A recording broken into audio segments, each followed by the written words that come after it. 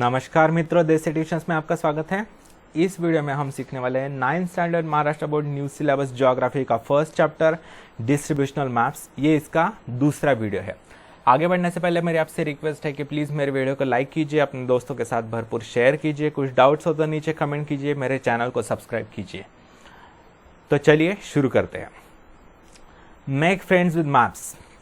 Read the maps given in figure 1.4 and 1.5 and answer the questions। देखिए यहाँ पर 1.4 और 1.5 में मैप्स दिए हैं। एक दिखाता है डेंसिटी ऑफ पॉपुलेशन, दूसरा दिखाता है रेनफॉल। तो इन मैप्स को देखकर नीचे दिए क्वेश्चंस के प्रश्नों के उत्तर देने हैं। ठीक है, तो चलिए देखते हैं। In which direction is the density of population decreasing. किस दिशा में पॉपुलेशन डेंसिटी कम होते जा रहे हैं। देखिए तीन तरह की पॉपुलेशन डेंसिटी दी है। लेस देन 200 जो है ऐसे डॉट से दिखाया गया है। फिर 201 to 400 जो है ऑब्लिक लाइन से दिखाया गया है, और मोर देन 400 जो है वो ऑब्लिक चेक्स से दिखाया गया है। तो यहां पर ये पूछा है in which direction is the density of population decreasing, कम होते जा रही है। देखिए अगर आप देखेंगे, ऑब्जर्व करेंगे तो ईस्ट दिशा में, पूर्व दिशा में जो है सबसे अधिक पॉपुलेशन डेंसिटी, ये जो सारे तालुके हैं उनकी पॉपुलेशन डेंसिटी जो है अधिक है। वेस्टवर्ड्स अगर देखोगे आप तो पॉपुलेशन डेंसिटी कम है। तो क्या आंसर हो गया? The population density is decreasing in westward direction, पश्चिम दिशा में। Name the talukas with population density less than 200। Less than 200 density वाले पॉपुलेशन डेंसिटी वाले जो तालुका है उनके नाम बताने हैं। देखिए ये डॉट वाले तो है, ये देखिए चांदगढ़, फिर है आजरा, फिर है गगन बावड़ा, फिर है शाहूवाड़ी। ये जो है चार, ये इनकी पॉपुलेशन डेंसिटी लेस देन 200 है। Name the talukas having population density between 200 and 400। देखिए 201 to 400। देखिए ये ऑब्लिक लाइंस वाला कौन से है? राधानगरी और गारगोटी, ये दो। फिर next, name the talukas with population density more than 400। 400 से अधिक पॉपुलेशन डेंसिटी वाले तालुका के नाम। गढ़हिंग्लज, फिर है कागड़, फिर है कोल्हापुर दैट इज करवीर तालुका, पन्हाळा, हातकणंगले और शिरोळ। ये फिर आगे बढ़ते हैं। In which direction are the talukas having higher density of population located in the district. कौन सी दिशा में अधिक पॉपुलेशन डेंसिटी वाले जो तालुकाज है वो लोकेटेड है? तो ये पूर्व दिशा है, पूर्व। तो ईस्ट डायरेक्शन में जो है अधिक पॉपुलेशन डेंसिटी वाले तालुके लोकेटेड है। Which method has been used in preparing this map. कौन सी मेथड यूज की गई है? ये जो है अलग अलग पैटर्न्स दिखाए गए हैं, डार्क से लेकर लाइट फेंट, यानी ये है कोरोप्लिथ मैप। ठीक है, फिर आगे बढ़ते हैं। देखिए Kolhapur district average annual rainfall की ये इंटरवल्स दिखाए गए हैं 600, 1200, 1800, 2400, यानी 600 इज द क्लास इंटरवल। तो अभी देखते हैं in which direction is the rainfall more in the district. कौन सी दिशा में जो रेनफॉल है वो अधिक है? तो देखिए इस दिशा में, ये कौन सी दिशा है? वेस्ट, पश्चिम दिशा में जो है रेनफॉल अधिक है। यहाँ देखिए 2400 है, यहाँ 1800, 1200, 600। तो यहाँ पर सबसे अधिक जो है रेनफॉल है, यानी वेस्टवर्ड्स रेनफॉल अधिक है। In which direction is the rainfall decreasing. कौन सी दिशा में रेनफॉल कम होते जा रहा है? तो देखिए ईस्टवर्ड्स, ईस्ट पूरब की दिशा में रेनफॉल कम होते जा रहा है। इसका कारण क्या है? देखिए ये बदलाव क्यों होते जा रहे हैं? यहाँ पर जो है वेस्टर्न घाट पर्वत है, तो पर्वत के ईस्ट साइड में जो है बारिश ज्यादा होती है और ईस्ट साइड में कम होती है। फिर विच class shows low rainfall category in the district. कौन से क्लास में लो रेनफॉल दिखाई देता है? तो देखिए ये 600, लेस देन 600 जो है वो वाला। Which class shows high rainfall category in the district. कौन सा? मोर देन 2400, ये। Which method has been used in preparing this map. कौन सी मेथड है? देखिए ये लाइंस दिखाई दिए हैं, यानी इन्हें कहते हैं आइसोलाइंस, यानी ये कौन सा मैप है, आइसोप्लिथ मैप है, ठीक है। चलिए आगे बढ़ते हैं। Try this. Now we will prepare a map using dot method. Carry out the following activity. See the map of Nandurbar district given in figure 1.6 carefully. Draw it on another map or tracing paper along with its taluka and district boundaries. ये जो map है Nandurbar district का दिया है 1.6 में, तो आपको ये ट्रेस करना है, यानी ट्रेसिंग पेपर से आपको इस पर वो ट्रेसिंग पेपर रखना है और ये जो बाउंड्रीज है उसकी निकालनी है, ठीक है, इस तरीके से। और बाद में मैप में उस जो बातें बताई गई है वो ड्रॉ करनी है। Now see the population table given along the map on the basis of the statistical data. Decide the value of the dots considering the highest and the lowest values of population. For example, 1 dot is equal to 10,000 people, so that you can decide how many dots to be given to each sub administrative unit. देखिए यहाँ पर 6 तालुकास दिए गए हैं Nandurbar district के, अक्कलकुआ, अकरणी, तालोड़ा, शहाड़ा, Nandurbar and Navapur. यहाँ पर जो है पॉपुलेशन दी गई है 2011 के सेंसस के अनुसार, ये जो है पॉपुलेशन है। और आपको पॉपुलेशन के हिसाब से अगर आप डिसाइड करते हैं, आपको डिसाइड करना है ये कि एक डॉट की वैल्यू कितनी होगी। अगर आप डिसाइड करते हैं एक डॉट की वैल्यू 10,000 पीपल होगी, 10,000 लोग एक डॉट यानी, तो मैं एक एग्जांपल बताता हूं आपको। देखिए यहां पर है 2,31,134 पॉपुलेशन, तो देखिए यानी कितने डॉट्स आएंगे, 23 डॉट्स आएंगे। नवापुर तालुका में 23 डॉट्स आएंगे, छोटे छोटे सेम साइज के। फिर इसकी है 2,56,409, तो इसमें आएंगे नियरली 25 डॉट्स। देखिए ये जो डॉट मेथड है वो अप्रोक्सीमेट होती है, एग्जैक्ट नहीं होती, तो आपको ये जो है एग्जैक्ट नहीं पॉइंट प्लॉट कर पाएंगे आप, इसके कारण आपको अप्रोक्सीमेटली पॉइंट करना है, ठीक है। तो ये 23 डॉट्स यहाँ पर 25 डॉट्स, ये है 3,46,352 यानी 34 डॉट्स। फिर है 1,33,291 यानी 13 डॉट्स, ठीक है। फिर है 1,89,661। अभी देखिए यहाँ पर ये नियरली हम कह सकते हैं, ये जो है 1,90,000 कह सकते हैं, बस थोड़े से कम है, 350 अप्रोक्सीमेटली 339 लोग कम है 1,90,000 पॉपुलेशन होने के लिए। तो यहां पर क्या करेंगे, 18 डॉट्स देने के बजाय हम 19 डॉट्स देंगे, 19 डॉट्स देंगे, ठीक है, क्योंकि ये अप्रोक्सीमेटली है। तो यहां पर जो है 19 डॉट्स देने हैं हमें। फिर ये है 2,15,974, यहां पर भी देखिए अप्रोक्सीमेटली हम इसकी वैल्यू कंसिडर कर सकते हैं 2,16,000, तो 21 डॉट्स देने हैं, ठीक है, इस तरीके से।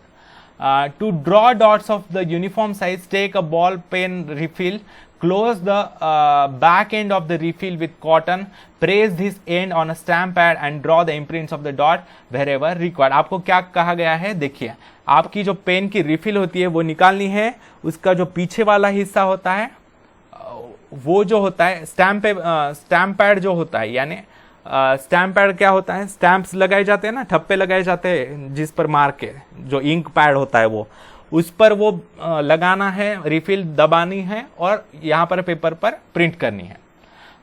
While placing the dots, consider the physiography, water sources, roads, rails, taluka and district headquarters as shown in the map in figure 1.6. देखिए डॉट्स कहीं पर भी निकालने नहीं है, आपका मन जहाँ चाहे वहाँ पर। देखिए मेनली कहाँ पर होते हैं, लोग बसे हुए, तो आपको देखना है गांव का जो मेन हेडक्वार्टर होता है, यानी मेन यहाँ पर देखिए ये पॉइंट, तो यहाँ पर ज्यादा लोग बसे हुए होते हैं, ठीक है। और दूर यहाँ नदी किनारा है तो यहाँ पर कम लोग होंगे, ठीक है। तो नदी किनारे के पास थोड़े कम डॉट्स निकालने हैं, ठीक है। फिर अभी देखिए यहाँ पर सातपुड़ा माउंटेन है, यहाँ पर माउंटेन रेंज है, तो माउंटेन पर ही लोग बसाए हुए नहीं दिखाने हैं, क्योंकि माउंटेन पर तो लोग नहीं बसते, तो यहाँ पर दिखाने हैं लोग, यहाँ पर माउंटेन के नीचे जहां पर हाइट कम है।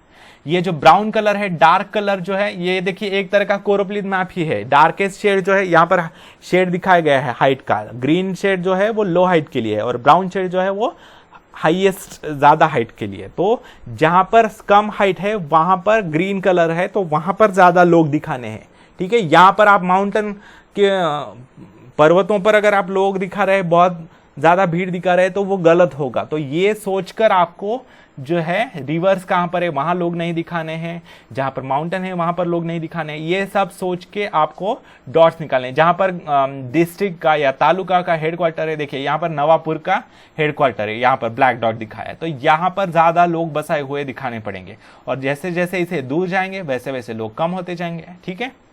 इस तरीके से compare your dot map with other students and arrange a discussion in the class, ये आपको करना है। Geographical field visit, field visit यानी क्या होता है? फील्ड विजिट यानी एक जगह डिसाइड की जाती है आपके क्लास टीचर्स द्वारा, स्कूल द्वारा, और आप सभी क्लास के बच्चे एक ट्रिप ऑर्गेनाइज करते हैं और वहाँ पर विजिट करके वहाँ का ऑब्जर्वेशन करते हैं कि वहाँ पर कैसा ज्योग्राफिकल स्ट्रक्चर है, वहाँ पर लैंड का स्ट्रक्चर कैसा है, वहाँ पर बारिश कितनी होती है, वहाँ का तापमान टेम्परेचर कितना है, ये सब आपको नोट करना होता है। Field visits is an important study method in geography. Geographical concepts and elements can be directly experience through field visits, तो आप ये कर सकते हैं। Field visits are extremely useful for understanding the correlation between humans and environment. मनुष्य और पर्यावरण के बीच में नाता जो है देखने के लिए, स्टडी करने के लिए फील्ड विजिट्स जो होती है वो काफ़ी महत्वपूर्ण होती है। Preparations for field visits. Before going to the field visit, decide the place and the purpose of visit. देखिए जहाँ पर भी आप जा रहे हैं फील्ड विजिट के लिए, उस जगह को डिसाइड कीजिए और उद्देश्य क्या है आपका उस जगह को विजिट करने का, वो डिसाइड कीजिए। The elements which will be observe in field visit should be decided. क्या क्या चीज़ें, क्या क्या बातें आप वहाँ पर ऑब्जर्व करने वाले हैं वो डिसाइड कीजिए। जैसे आप वहाँ पर कौन से प्राणी होते हैं, कौन से एनिमल्स होते हैं वो देख सकते हैं, वहाँ पर कौन से प्लांट्स आते हैं, वहाँ पर किन चीज़ों की खेती की जाती है अधिक मात्रा में, वो देख सकते हैं। Study the location map and route map of the place to be visited. Map पर देखिए वो जगह कहाँ पर है, उस जगह पर कैसे जाना है, उसका रास्ता देखिए मैप पर।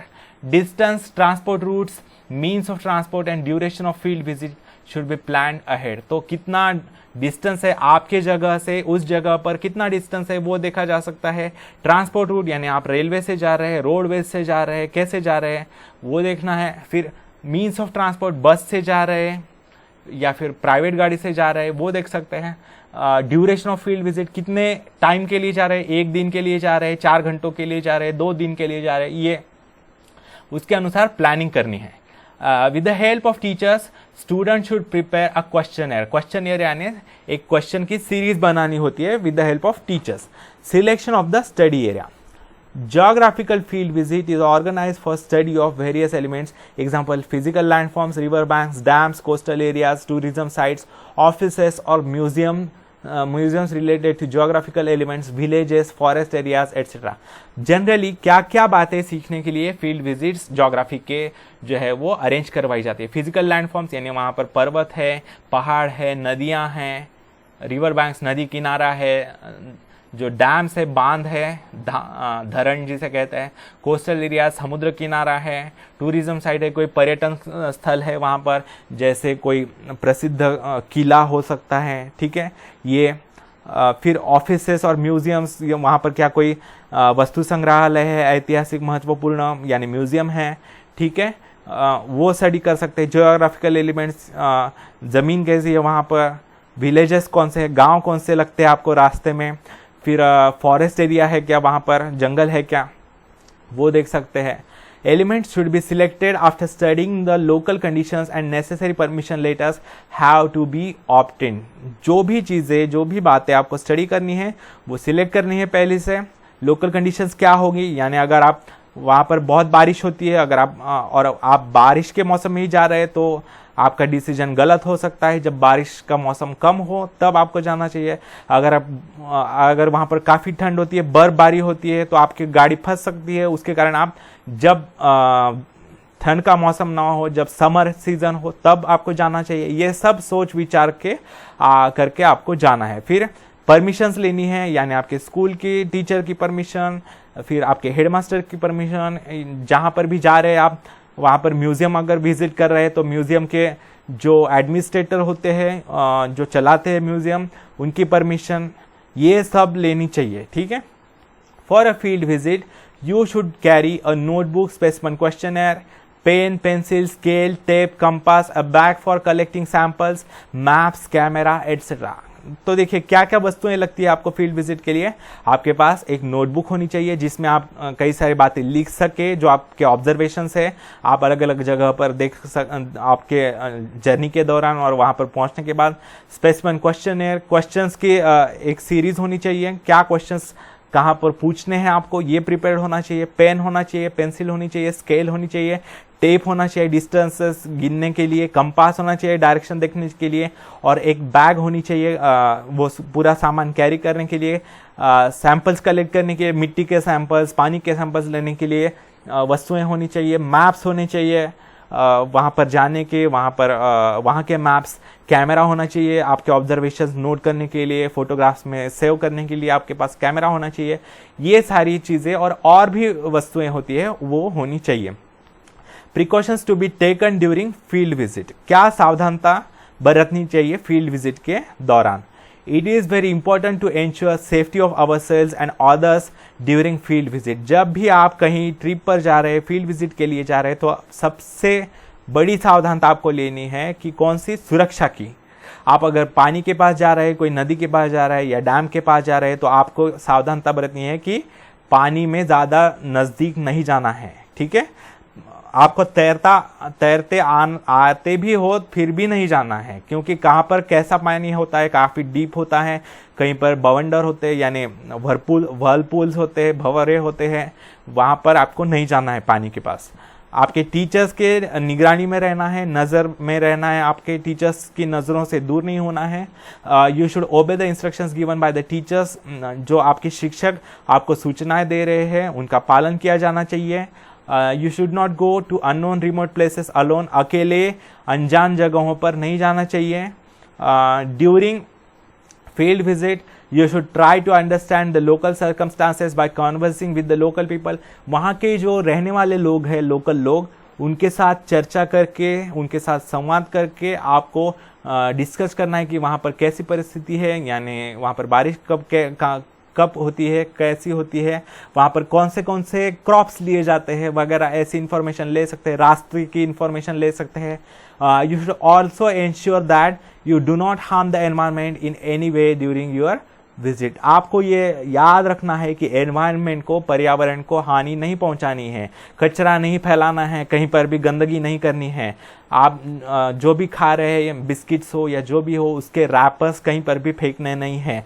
अगर आपको डस्टबिन दिखाई देती है तो डस्टबिन में डालना है कचरा। अगर आपको डस्टबिन नहीं दिखाई देती तो आपके बैग में कैरी करनी है, आपके घर पर लाना है वो रैपर्स, वो कचरा सारा, और आपके घर में जो डस्टबिन होगी उसमें डालनी है। कहीं पर भी पर्यावरण, जो आपका नेचुरल प्लेसेस है, वहाँ पर कचरा नहीं फैलाना है, क्योंकि सारे जगहों की, हमारे देश की स्वच्छता का पालन करना हमारा कर्तव्य है, हमारी ड्यूटी है। You should always keep a first aid box with you for emergency circumstances. आपातकालीन संकटों के लिए, जब कोई संकट आता है, कोई जख्मी होता है, किसी को कोई घाव लगता है, कोई गिर पड़ता है, तो उसके उपचार के लिए, उसके इलाज के लिए आपके पास एक फर्स्ट एड बॉक्स होना चाहिए। पट्टियाँ होनी चाहिए उसमें, फिर एंटीसेप्टिक होना चाहिए, क्रीम, ये सब चीज़ें होनी चाहिए। रिपोर्ट राइटिंग, तो रिपोर्ट राइटिंग कैसे करनी है, वहाँ पर विजिट करने के बाद कैसे लिखना है रिपोर्ट।